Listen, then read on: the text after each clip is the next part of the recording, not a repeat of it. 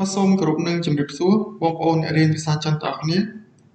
បាទយើងវិលត្រឡប់មកជួបគ្នាសារជាថ្មីជាមួយនឹងការរៀនភាសាចិនអនឡាញអូខេសម្រាប់វីដេអូនេះខ្ញុំសូមលើកយកពាក្យតាក់ទងទៅនឹងខែទាំង12ណា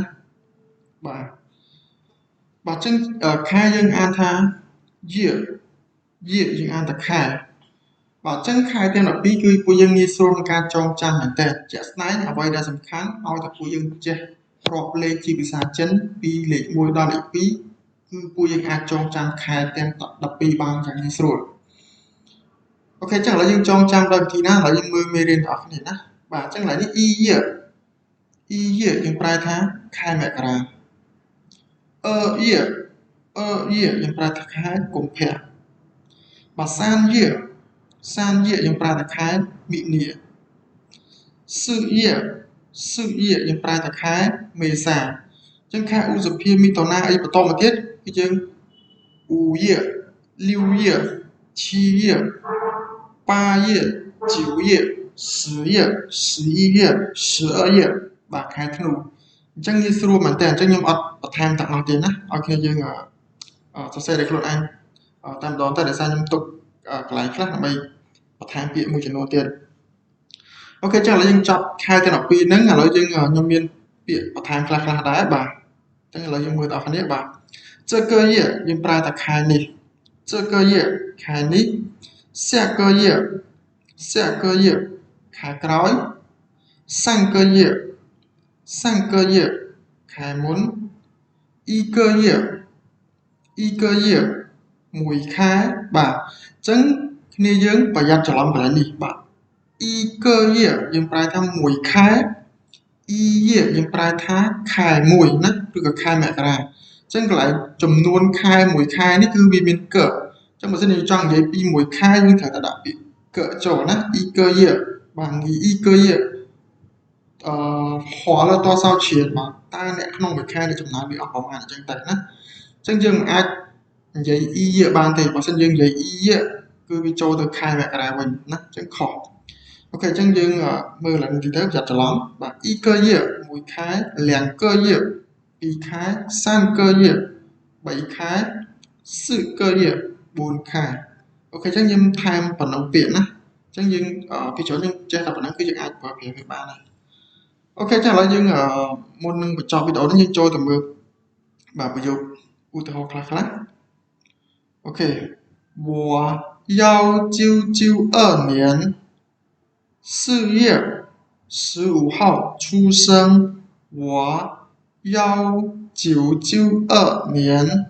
4月15号出生បាទខ្ញុំកើតនៅថ្ងៃទី15ខែមេសាឆ្នាំ1992ជាទូទៅចិនគាត់សរសេរឆ្នាំមុនឆ្នាំខែថ្ងៃតែបើខ្មែរយើងគាត់យើងសរសេរពីថ្ងៃទីមកខែបន្តទៀតបានឆ្នាំណាអូខេអញ្ចឹងកន្លែងនេះអានថាយ៉ាវណាយ៉ាវ992年បាទឆ្នាំ1992ចឹងទៅបាទ4月គឺខែ4ខែមេសាបាទ15ហៅកន្លែងនេះគឺលេខណា15ហៅទីបាទថ្ងៃទី15បាទ15ហៅថ្ងៃទី15ឈូសឹងគឺយើងប្រែថាកើតបាទឈូសឹងយើងប្រែថាកើតដល់ពេលឈូសឹងចឹងយើងប្រែថាសម្បត្តិបញ្ជាក់កំណើតបាទឬក៏សម្បត្តិកំណើតឈូសឹងចឹងអូខេអញ្ចឹងឥឡូវយើងមើលបន្តមកទៀត3个月我花了300美金买冰箱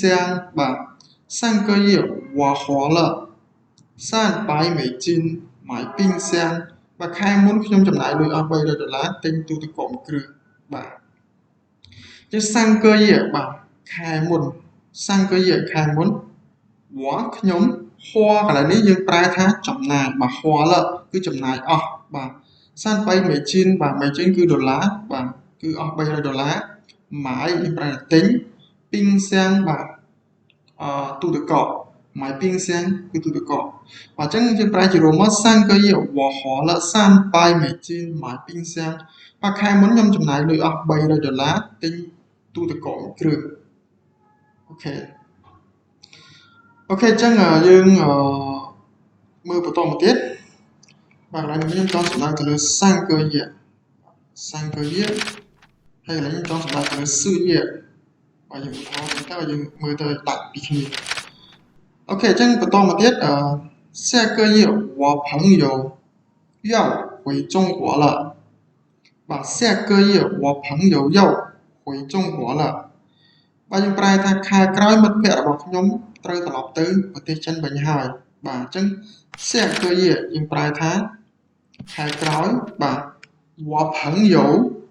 យើងប្រែថាមិត្តភ័ក្តិរបស់ខ្ញុំ要បាទត្រូវបាទ要回中国了មានន័យថាគាត់ត្រូវត្រឡប់ទៅប្រទេសចិនវិញហើយបាទ回中国គឺត្រឡប់ទៅប្រទេសចិនអូខេអញ្ចឹងកន្លែងនេះខ្ញុំចង់សំដៅទៅលើ下个月បាទខែក្រោយបាទអូខេចាំឥឡូវយើងមើលបន្តមកទៀតបាទ你一个月要花多少钱你一个月要花多少钱បាទតើអ្នកត្រូវចំណាយអស់ប៉ុន្មានដុល្លារក្នុងមួយខែបាទអញ្ចឹងយើងចំណាយអស់ប៉ុន្មានដុល្លារក្នុងមួយខែអញ្ចឹងនេះបាទខ្ញុំប្រែថាអ្នក一个月បាទអញ្ចឹងឥឡូវនេះខ្ញុំចង់និយាយពីមួយខែណាមិនមែនខែមួយទេ一个月គឺមួយខែបើសិនខ្ញុំដាក់一月អញ្ចឹងវាទៅជាខែមករាឬវាខែមួយវិញហើយណាអញ្ចឹងឥឡូវនេះអត្ថន័យរបស់ខ្ញុំចង់និយាយពីមួយខែអញ្ចឹងយើងត្រូវដាក់កអញ្ចឹងនេះ一个月បាទអ្នកក្នុងមួយខែ要បាទ要ត្រូវការឬក៏ត្រូវបាទ花多少钱អញ្ចឹង花កន្លែងនេះយើងប្រើថាចំណាយបាទ多少钱គឺប៉ុន្មានលុយអញ្ចឹង你一个月要花多少钱តើអ្នកត្រូវចំណាយលុយអស់ប៉ុន្មានដុល្លារក្នុងមួយខែអូខេអញ្ចឹងយើងចំណាយអស់ប៉ុន្មានដុល្លារយើងអាចនិយាយតាមនោះទៅណា我花了500美金អញ្ចឹងទៅបាទខ្ញុំចំណាយអស់$500អញ្ចឹងទៅអូខេដូចជាមានតែប៉ុណ្្នឹងទេសម្រាប់វីដេអូហ្នឹងបាទអញ្ចឹងសង្ឃឹមតែគ្នាយើងយល់ព្រោះដូចជាអត់មានអីពិបាកទេតើតើនឹងខែទី12ណាយើងនៅថ្ងៃអញ្ចឹងចាំមើលវីដេអូក្រោយខ្ញុំនឹងចេញតើតើនឹងថ្ងៃបាទថ្ងៃក៏វាដូចនឹងដែរដូចនឹងគ្នាដែរណាបាទអូខេអញ្ចឹងឥឡូវយើងជួបគ្នាប៉ុណ្្នឹងសិនចាំជួបគ្នាវីដេអូក្រោយៗទៀតណាអូខេអញ្ចឹងជូនពរសំណាងល្អដល់អ្នកអរគុណ